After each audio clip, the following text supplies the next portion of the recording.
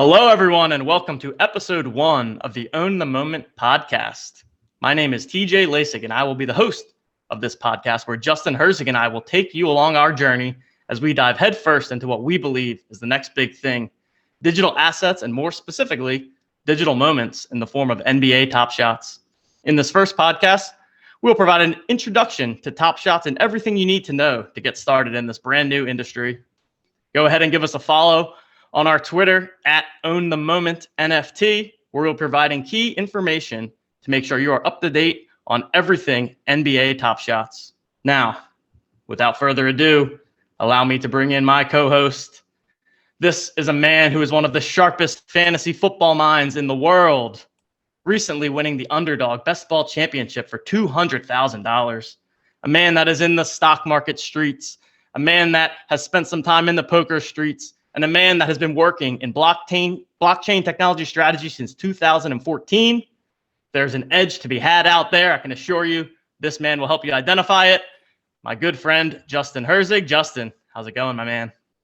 TJ, thank you for the introduction. It's going great. I am so excited to be doing this right now. Last 48 hours for TJ and I have been just a whirlwind of kind of getting this up and running. We know how quickly this market is going, and it's something that over the past, couple weeks, we've just been fully dove into, and it is so exciting to be able to bring this to you all, continue our discussions, bring our discussions to light, and further build this community. Yeah, it really is an exciting time. I just heard about NBA Top Shots a week ago at this point, so we're recording today on January 27th. It's about our first week into NBA Top Shots, so we're not claiming to have been in this space for a while, but I'll tell you what, the past week feels like a year for me. I haven't slept a ton. I've really been diving in here. I just think there's a ton of opportunity and excited to be on the forefront with you. So why don't you give the people a little bit of background about yourself? I'll do the same, and then we can dive right into NBA Top Shots. Yeah, that sounds great. So TJ and I actually met back a long time ago, shortly after college, where we started at Capital One doing analytics for banking. And that, combined with some fantasy football, led to us taking a data-driven approach to sports and kind of continuing to find edges from there. Me specifically, I branched off a little and went to the emerging technology side. And so at Capital One, I was leading their blockchain tech strategy in 2014. And now more recently went into a bit more of the consulting enterprise focus. But same thing, digging into blockchain technology to find what are opportunities for enterprises. And on the side, had been doing semi-pro DFS. So past 4 years, I've gotten very serious into that. And now I'm a contributor for Establish the Run as well. And I mean, it's pretty crazy just how all of our, TJ and I have spoken about this, our backgrounds have kind of come together for this moment. When you combine, I've been looking at from the enterprise side of blockchain technology for the past 6-7 years. We've got so much involvement in the sports world as both of a passion, but also a strong semi-pro side hustle. And you combine just the market opportunities, the game theory, all of those places that we've been naturally finding edges and identifying how to beat different games. And this feels like a just culmination of all of that in such a great opportunity. So that's what kind of brings so much excitement and why I really want to keep in this. Yeah, it really does combine a lot of the things that both of our backgrounds and yours even more specifically with your blockchain background. For me, I do work in tech as well in my day job, more on the web analytics side. And then similar to Justin, been doing some semi-professional daily fantasy sports play on the side for a couple of years now. And I've been a contributor at Roto Grinders for the past, 8 months at this point. So both have some experience in the content game, and we feel like this is a new industry that is ripe to help people get up and going, and let's all figure this thing out together, right? So, yeah. And I think because one of the things that I've learned, and I know we talked about this and really wanted to make sure that if we were going to actually put something out there, we were really taking the lessons that we've learned from what we've seen in the DFS and similar industries, keeping a genuine approach and really trying to help the viewer improve. And so there's a lot of comparisons between, well, we're not going to be out there just giving you plays. We're not going to be out there just giving you players that you should buy and pumping, but rather we want to kind of talk about investing strategies here. We want to talk about how can we actually think about from a game theory standpoint, from an optimization, how can we improve you and improve ourselves just through this discussion, and make this a more educated, smarter, more efficient market that we can really, push forward for long-term trajectory.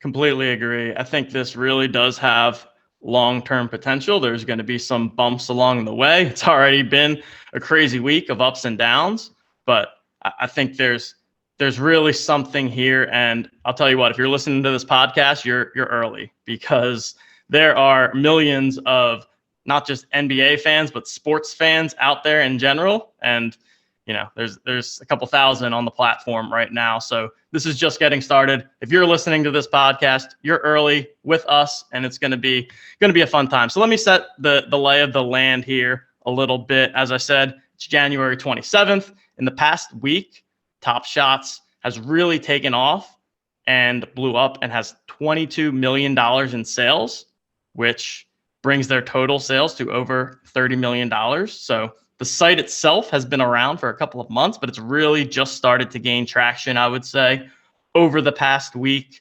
And one of the things that really, I think, kickstarted this is that a few of the sharper and more well-known people in our daily fantasy sports industry have made some substantial investments over the past couple of days and weeks, including 2 separate $100,000 digital moment purchases, which, I mean, we're talking some big money in play here. And I think that, we're just trying to see what this is and how we can adopt our personal strategies to it. Obviously, not everyone has the money to buy a $100,000 digital moment. I am one of those people that does not have that kind of money, but you do not need that big of a bankroll to get involved here. There's tons of different ways that you can approach Top Shots. And in the second episode, Justin and I will get more deep into how we each approached it in the first week, which I think is going to be interesting because we approached it in different ways, which should be helpful because you can get 2 different perspectives.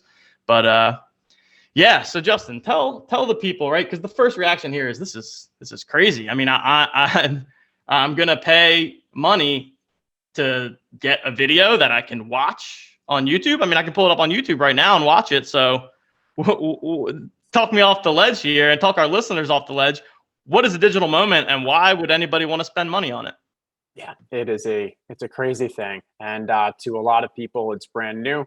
It's unexpected, but in reality, this is really just an extenuation. This is a progression of what we've seen from a technology standpoint with blockchain technology and NFTs, non-fungible tokens.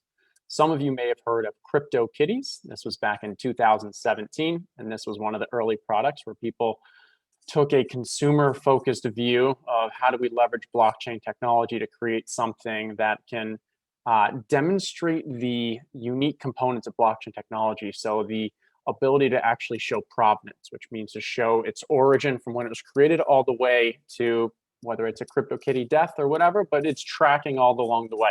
We're able to show out your uniqueness.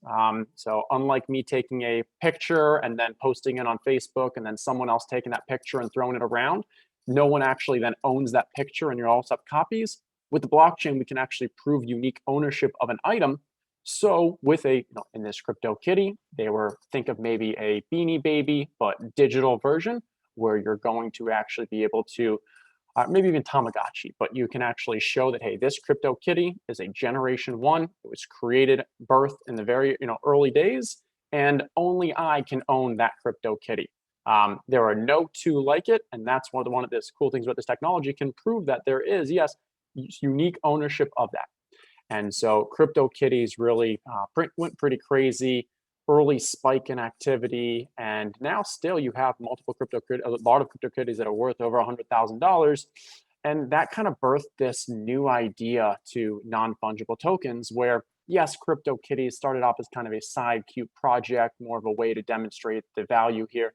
But now we're seeing it with digital art. We're seeing it with digital land, all forms of digital assets where as long as you can show that there is unique ownership of that feature, and then you build a community around it that determines that this is a valuable asset for whatever reason, that's how we have this new market.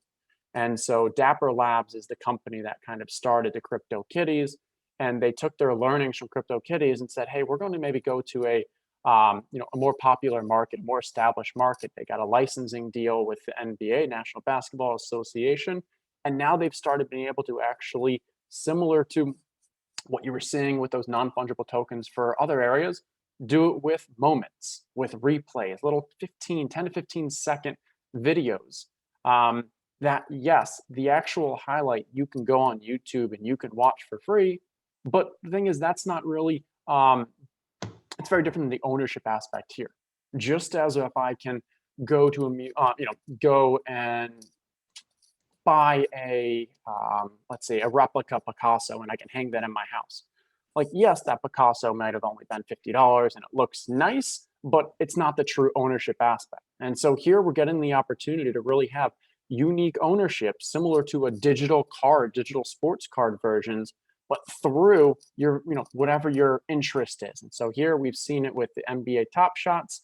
And I know, we're doing this in a podcast, but we're also having a stream. So TJ, do you want to kind of go to the site and we can show them what these look like and kind of what those moments are? Yes, sir. So let's take a look here. I've got a LeBron James moment pulled up on my screen, and everybody should hopefully be able to see it now. Okay. All righty. So here we have an example, right? So we've got LeBron James, boom, making a dunk, right? Again, you want to look this video up on YouTube, be my guest. You can certainly do so, but it is not the same as owning that NFT, as Justin referred to, behind the scenes, right? It's really that underpinning of the non-fungible token that assigns value to each of these individual moments. So let's take a look at a LeBron James card here, for example. We can go to a drop down of all of the cards that are available. Sorry, sometimes Top Shot is a little slow. We're in the first week here. There's certainly been some technical difficulty, so hopefully the site stays up as I go through this. But so what we're looking at here is all of the cards or moments that are available for LeBron James. And you see that in total, there are 7,500 of these. So if we go into the workplace or the marketplace with NBA Top Shot, you will always see two numbers. The first number will be the serial number, which is essentially number one.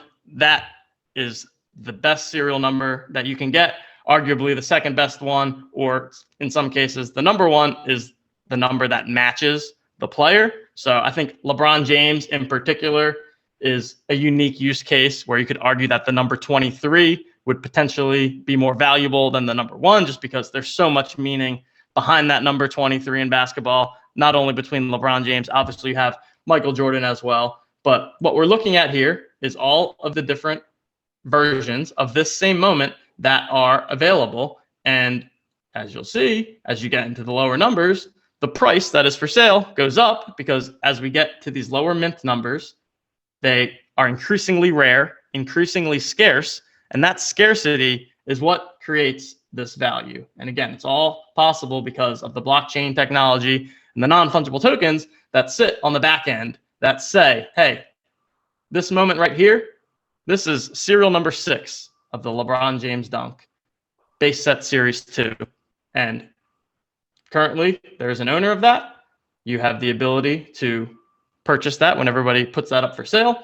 And one of the other things that I really like is that it's fully transparent. So you can look up any of these transactions. You can pull up any card and see the transaction history for that particular. So here's the full transactions of everybody that's purchased this moment. And if I click on an individual serial number, that specific moment will get pulled up. And you can see the recent sales. So this was the first sale for this moment. If there were multiple sales, you'd be able to see them all here. So a lot of transparency, which I think alleviates any of the concerns about any kind of funny business going on, just because everything's out in the open. Yeah. And I think one of those things about transparency, is think about the sports card market. You might get a great sports card, but how many of them aren't there out there? Well, occasionally some of them have the actual, mint code, and you can see, okay, there's only 99 or 299 of these created. But the majority of them, we have no actual way to track how many are out there. As well, we don't know what.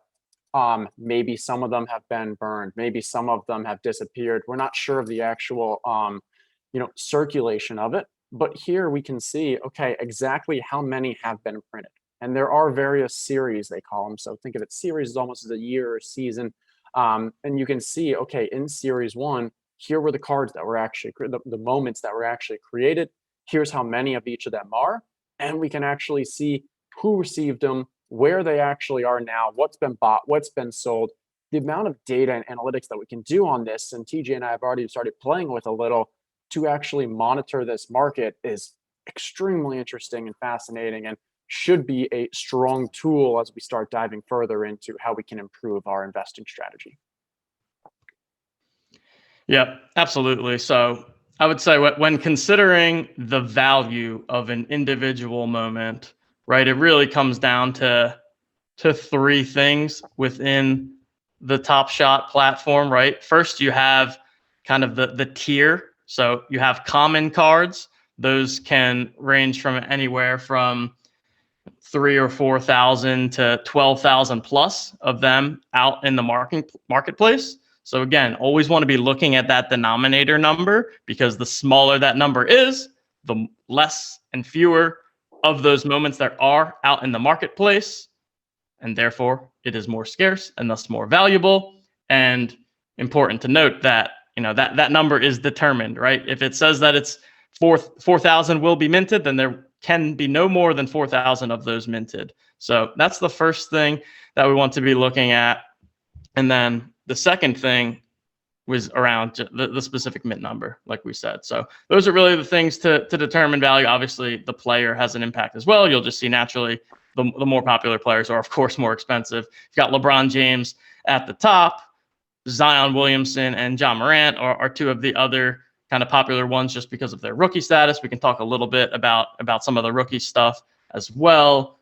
Steph Curry, James Harden, Giannis Antetokounmpo. Obviously, all the best players, you're going to have to pay the top dollar in order to get their cards. But like Justin said, there's various sets. There's a series 1, there's a series 2. So there's kind of different price points, so that depending on your current financial situation or how much risk you're willing to take here, you don't have to be the one out there buying the $100,000 cards, right? You can put on $200 and grind the marketplace and find yourself good deals, and look to buy somebody at a good value and then flip them back for a better value later on. So how do you think about, if I was to put some cash onto the site, Justin, when you're looking through the marketplace, or you're looking to determine what digital moment you want to buy, what are some of the things that you are thinking about and that other people should be thinking about?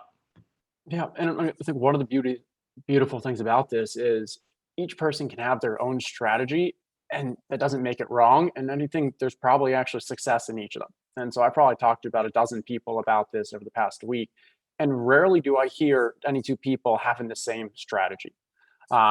I think you kind of say, hey, maybe you make some bets on the future, you make some hypotheses that you believe are going to happen for this market, for players, for teams, whatever it is, and you kind of build your thesis and go towards that.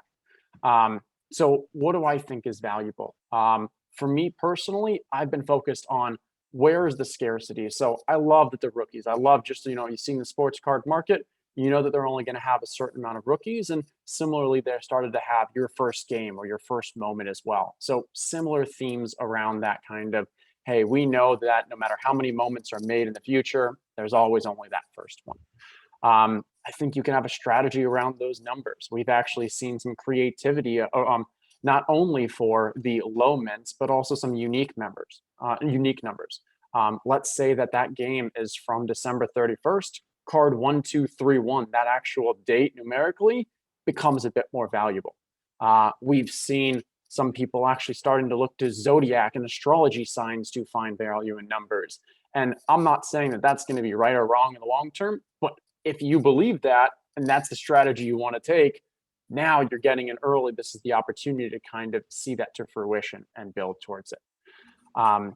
I think as well, I try to look at, so I primarily from my daily fantasy sports days do football, and so I obviously watch sports, I watch basketball, but I am by no means an expert, and I think that gives me actually a bit of a unique perspective, where I can leverage my friends who are far smarter at basketball than I am to get their perspectives, but it allows me to kind of remove my short-term perception on what's going on with the NBA right now. It allows me to take a more data-driven approach to this. So I've been taking a look at, hey, where are the markets saying? Maybe we take a look at what are the odds for Rookie of the Year, MVP, Defensive Player of the Year. Maybe we'll look at which teams are most likely to make the playoffs. And now I can take that more data-driven approach to where I think there's going to be, where there's currently value and there's going to be appreciation of value going forward for various players, teams, years, areas, etc. And so once again, there is no one size fits all. There's so many opportunities to kind of find leverage. And even when we get further on, there's more kind of investing strategies that we can get to around challenges, around gameplay, around sets, packs, etc. Yeah, the possibilities really are endless, and the beauty of it is that there's no proven strategy that works yet, right? We've been in this thing for a week. Some people have maybe been in it for a week and a half. So nobody can say that they've definitively figured this out and that what they're doing is certainly the best, because the other thing is there's unknown variables here, right? We don't know what future moments NBA Top Shot is or isn't going to release and how that may impact the current and future states of the market. So, but I kind of like that because it adds an unknown variable, right? In any of these games or any of these markets where there's some level of unknown, that means that there's opportunity, right? You take a game like chess, and a game like chess, there's no luck involved, right? Chess is chess. There's no random variables that are out of one of the player's controls. And so it's a very interesting game for sure, but there's no chance that a grandmaster would ever lose to a beginning chess player. Whereas in other games like daily fantasy sports or in poker, there's elements of luck and random variance that come into play. And therefore, at any given time, somebody can make a decision that is maybe technically quote unquote wrong and negative EV, but it can work out for them. And so I think that element is key in markets like this, and just will make it more fluid. And the action has just been crazy. You go to the marketplace, there's people flying off the shelves, and when you're thinking about your investment portfolio, right, there's short term, you can be looking to grind the marketplace and find somebody that makes a mistake and lists somebody too low, which we've seen happen, right? And if you're willing to grind that, you can pick up somebody at 60% of what they're typically going for and try to flip them later. Or you can have more medium-term strategies. I think that somebody's going to have a good game this week, and therefore, I want to buy their moment ahead of time. Then there's more like this season. And then there's the really long-term view of like, hey, I'm taking the 10, 15, 20-year view of this, and I'm going to take these rookies and I'm going to hold on to them for their entire career because they're going to have a great career. And the most value that this rookie moment is going to have is at the end of their career. So again, endless possibilities here. You touched on the challenges a bit, teased that a bit. I think that would be a great thing to dive into. I'll go ahead and share my screen here, and then we can talk into, well, how do we go about acquiring these cards, right? How can I get a digital moment in my hands? And really the two options there are through the marketplace and through opening packs. So we will then end the show by opening a pack and walking you guys through that experience. So sharing my screen here again, you will find that there are challenges within NBA Top Shot. So there are currently 2 challenges that are underway that will be completed in the next 5 and 6 days. We have the Cool Cats Challenge #1, and then we have the Metallic Gold LE Challenge #16, a little bit more of a higher end challenge in terms of the investment that would need to be put up front in order to get involved there. But how these challenges works, and I'll open up the Cool Cats one as an example, but essentially each challenge is different and unique, but they follow the same general format in that there will be a certain number of moments within the challenge, moments that are available on the marketplace, moments that are available to be found when you're opening a pack. And if you own 100% of those moments in the challenge at the time of the challenge expiration, you get a reward in the form of a special, unique digital moment that you will then be able to receive. And again, the idea is that that moment is then rare.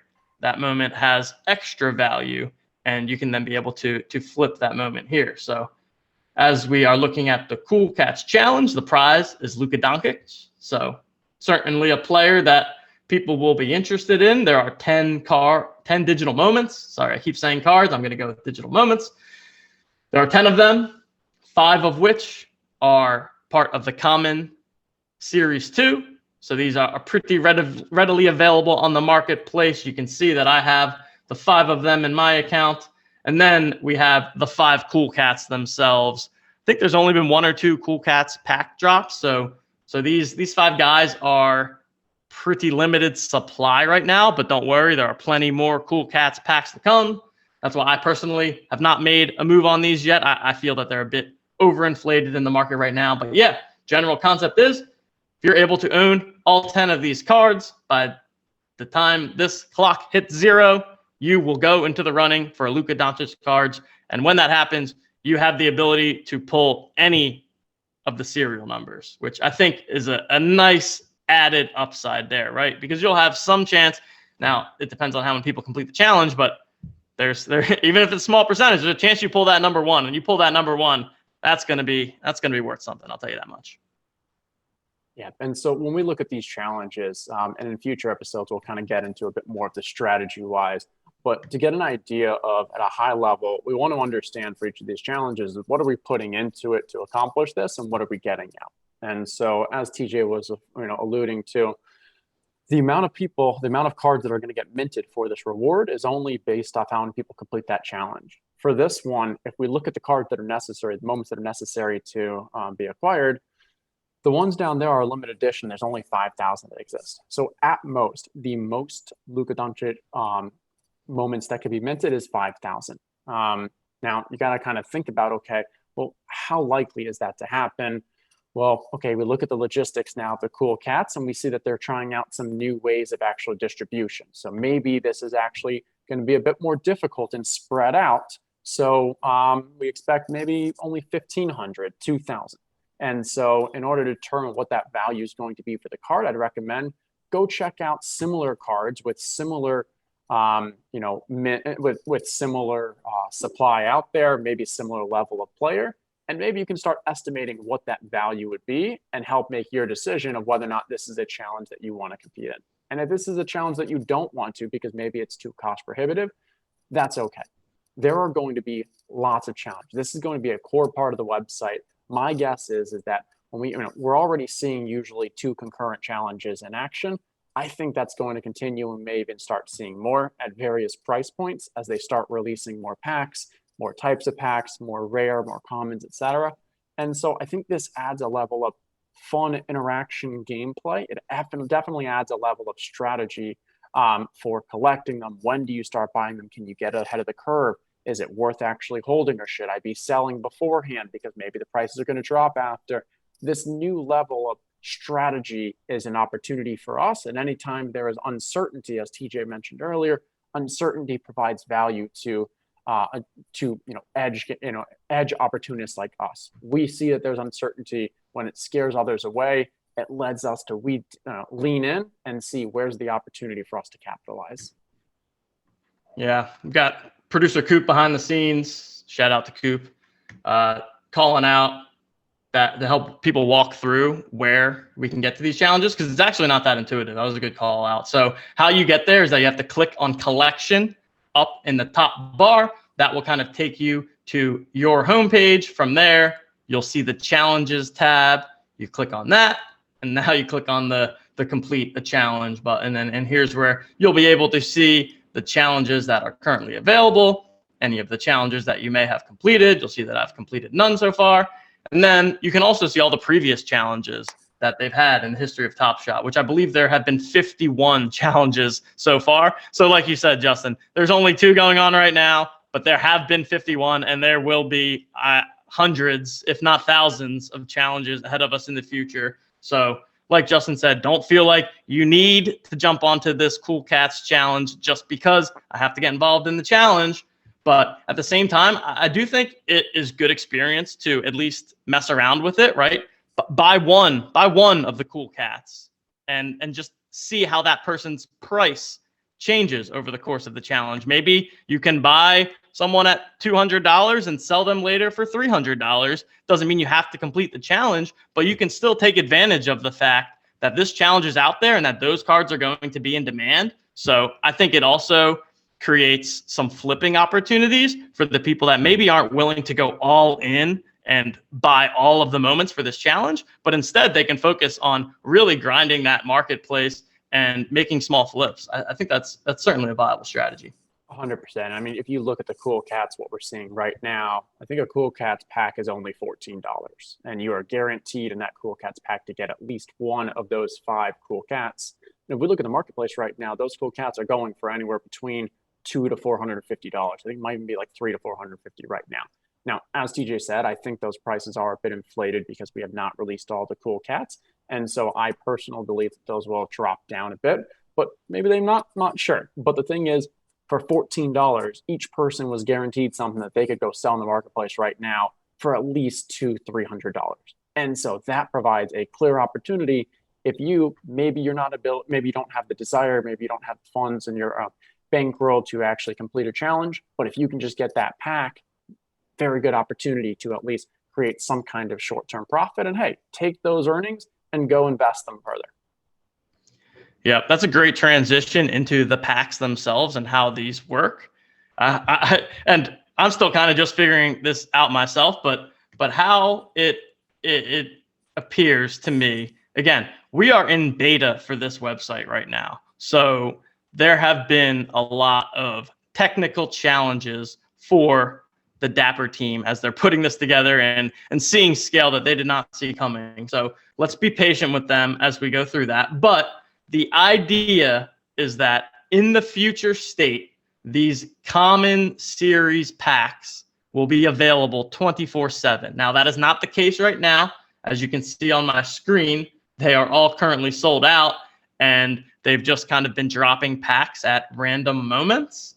But this is important to understand that you don't need to rush in to get the packs.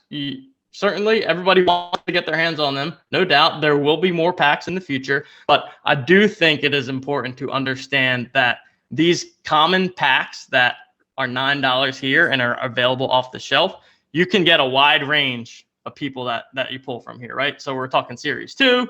You can get some valuable stuff. You can get a Series 2 LeBron. You can get a Series 2 rookie, which we think is going to be valuable. But then you can also get some cards that are, maybe going to be worth $1 and you can't even sell in the marketplace. So you're taking a bit of an educated gamble. However, and we will get into this in the future, we've done some expected value calculations on the packs, and spoiler alert, it does seem to be profitable, at least at this time, to be purchasing these packs just due to the nature of the current market. So we will leave it at that because there is more content to come. I will also tease that I did some analysis of the Steph Curry challenge, which was recently completed. And what I had been doing is monitoring the prices of the moments that are a part of that challenge over time, just to get a feel for how we expect these kinds of markets to react going forward and how maybe we can use that to create an edge for future challenges. So we'll have some more information coming on with that as well. But in the meantime, I think that it is time, Justin, to open up a pack. Are you ready for this? All right. So here we have a Series 2 base set pack. Within this pack, there will be 3 digital moments that I will then own. Unfortunately, you guys will not be able to hear the fun music that happens as this goes, but take my word for it. It is awesome. And I'm hearing it right now. And I'll tell you what, it's getting me jazzed up. And we are going to do this. All And right, so Justin, TJ, first you pack. spent $9 to get this pack yesterday, correct? That is correct. All right, so let's see what we get. Let's see what we get. We got a Mason Plumlee dunk, January 8th, 2021. Boop. And our mid Attaboy, numbers Mason. are 10,000. So we, hey, cool play. Swing and a miss, but hey, we've got two more. I think that is my first Mason Plumlee, so hey, there's that. If we look at the market, that's probably going to be worth about $1 right now. So just to give a feel for, occasionally you get some duds, but that's how it is. Yeah, and we're opening a base pack here. We're not expecting much, right? If you get something, it's huge. All right, Will Barton, dunk, January 5th, 2021. Serial number in the 4,000s. Any idea what that's going for on the market?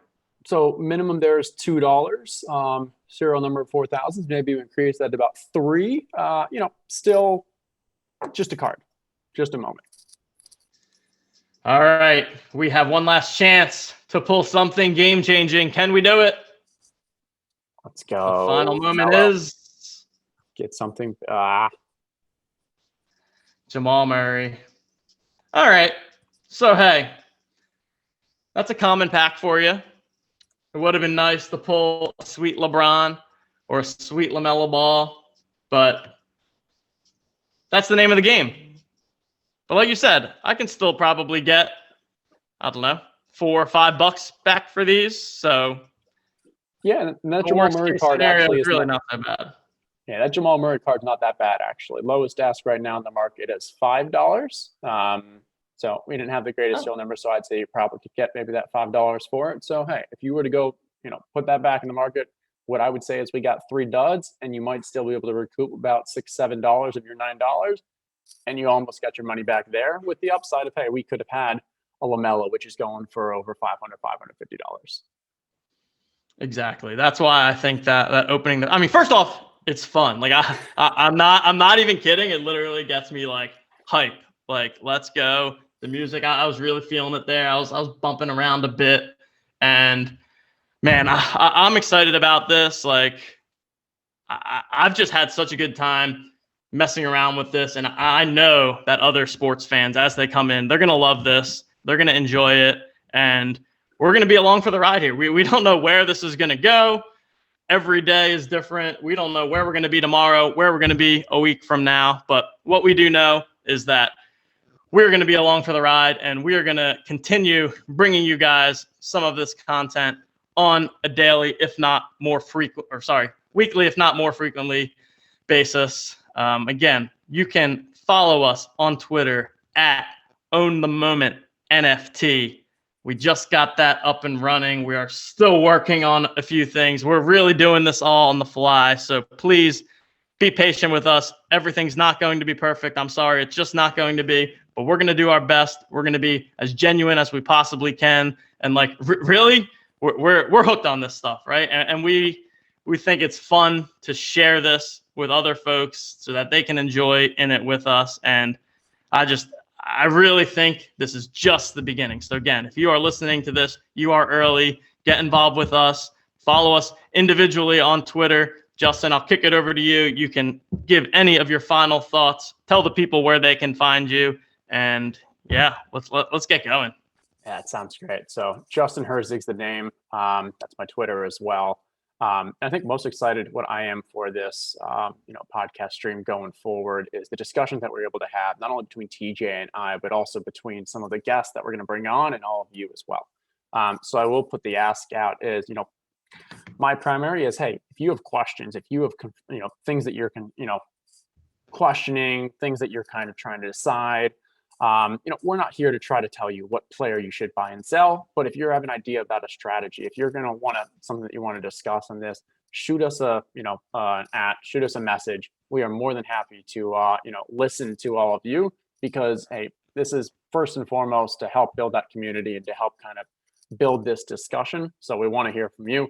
And then, as I mentioned, in addition, we're going to bring on some great guests, people that we respect, people that we admire, and people that have really been leading the way in this, and kind of also have some unique vantage points, some unique perspectives that we can all gain value from.